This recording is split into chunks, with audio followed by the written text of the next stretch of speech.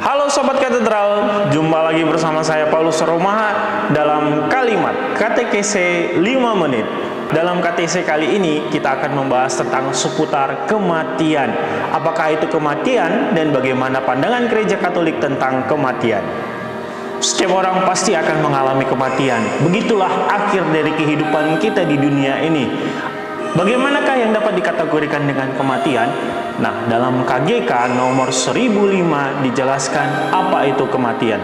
Kematian berarti suatu situasi di mana jiwa kita dipisahkan dari tubuh dan ia akan disatukan kembali tubuhnya pada hari kebangkitan orang-orang yang telah meninggal. Itulah yang diterangkan dalam KGK nomor 1005. Jadi, kematian adalah suatu situasi di mana tubuh kita itu berpisah dengan jiwa dan raganya. Perlu kita ketahui, Gereja Katolik mengatur tentang apa dan bagaimana kematian itu. Kemanakah akhir kehidupan setiap orang?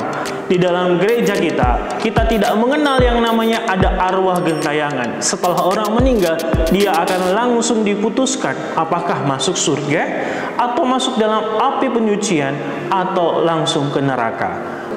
Sejak kapan Gereja Katolik memiliki tradisi mendoakan orang-orang yang sudah meninggal? Teman-teman, sahabat katedral, di dalam Gereja Katolik sudah mengakui dan memperingati serta mendoakan orang-orang yang meninggal itu sudah sejak lama, bahkan sudah sejak sebelum Yesus Kristus hadir.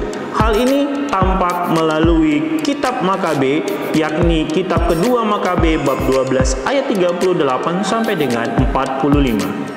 Dalam tradisi Gereja Katolik, bahwa setiap tanggal 2 November kita memperingati doa kepada arwah-arwah orang meninggal. Sejak kapankah tradisi itu mulai dan bertumbuh di dalam Gereja Katolik?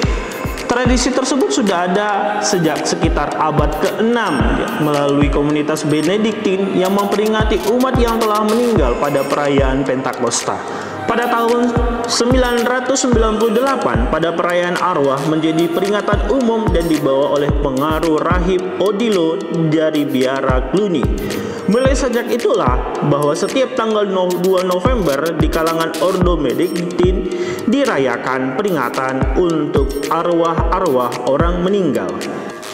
Bagian yang selanjutnya yang perlu kita ketahui, dan ini menjadi salah satu perdebatan di antara kita kalangan orang-orang Kristen, bahkan kita mungkin orang-orang Katolik tidak mengetahui apakah peringatan arwah orang meninggal ini memiliki dasar kitab suci. Mari kita coba lihat bersama. Dalam kitab suci dapat kita temukan melalui kitab 2 Makabe bab 12, di mana dikisahkan bahwa Yudas Makabe mendoakan arwah orang-orang yang gugur dalam pertempuran melawan Gorgias. Dan di dalam 2 Timotius 1 ayat 18, Paulus berdoa bagi mereka yang masih mengalami dalam masa api penyucian. Lalu teman-teman, sahabat-sahabat katedral, apakah fungsi dan makna mengapa kita mendoakan orang-orang yang telah meninggal dunia? Yang pertama, bahwa kita memiliki kewajiban untuk saling mendoakan kepada saudara-saudari kita. Dengan mendoakan, kita berarti menunjukkan kasih dan kemurahan hati Allah kepada sesama kita. Yang kedua, Allah tidak pernah membiarkan ciptaannya binasa selama-lamanya. Ia menghendaki setiap orang yang percaya kepadanya diselamatkan, bahkan mungkin termasuk mereka yang tidak dibaptis. Hal tersebut dapat kita buktikan bagaimana Yesus mengatakan kepada penjahat yang bersama-sama dengannya di kayu salib. Dia mengatakan bahwa sesungguhnya hari ini juga engkau akan bersama-sama dengan aku di dalam Firdaus. Jadi, walaupun orang tersebut tidak dibaptis, tetapi dia percaya bahwa Yesus adalah Sang Juru Selamat. Lalu yang ketiga, tanda orang beriman adalah harus dapat menolong sesamanya. Karena dalam Gereja Katolik tidak mengenal ada arwah yang gentayangan. Ya, kalau tidak masuk surga, masuk neraka. Lalu ada orang-orang yang masih berjuang, tidak sepenuhnya karena hidupnya berlaku kudus di hadapan Allah. Itulah mengapa mereka masih dalam masuk api penyucian. Oleh karena itu, sahabat-sahabat katedral, mereka yang masuk surga adalah orang-orang yang mati dalam rahmat dan persahabatan dengan Allah, disucikan sepenuhnya akan Kristus selama-lamanya bersama dengan Kristus.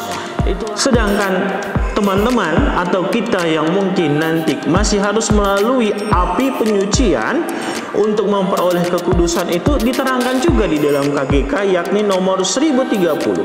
Siapa yang mati dalam rahmat Allah dan dalam persahabatan Allah, namun belum disucikan sepenuhnya, memang sudah pasti akan diselamatkan, tetapi harus menjalani suatu penyucian untuk memperoleh kekudusan. Sahabat-sahabat katedral, Allah kita adalah Allah yang berbelas kasih, yang selalu memberikan tanda keselamatan bagi kita. Sekarang tinggal bagaimana kita untuk menanggapi keselamatan tersebut. Maka marilah kita tetap selalu mendoakan saudara-saudara kenalan kita yang telah meninggal dunia, karena mendoakan orang yang meninggal dunia adalah sebagai suatu tanda kasih kita kepada sesama kita. Demikianlah tema kalimat kali ini, katekesi 5 menit bersama saya Paulus Sarumaha. Sampai ketemu lagi di dalam kalimat berikutnya. Jangan lupa untuk selalu setia mengikuti kalimat katekesi 5 menit.